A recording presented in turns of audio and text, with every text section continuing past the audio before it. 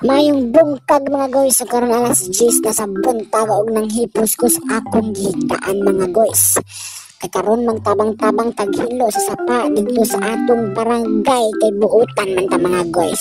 So karon guys, ako nang gianda mang akong nag-inom sa motor nga si Inday Rusi og ako kining gilidyo-lidyo tungod sa kabugat naglisod kog dala og karon walayas na ko mga guys.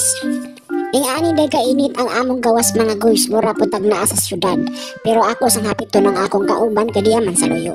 Ug samtang akong gipangitan akong kauban, ako na lamang pong giflex ang GLM mini pool located diri sa Barangay Pinaskuhan, Maasin City, Southern Leyte. So kung ikaw giinitan sa inyong balay, ari na sa GLM mini resort.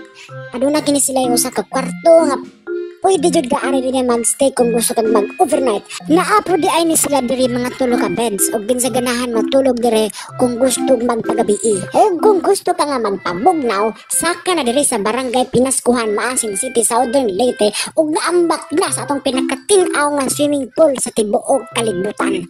Og karon mga guys, abot na ta kung asa tamang hinlo karong adlaw. Mao kini ang tulay nga gamay kung din asa mi manghinlo nga sapa.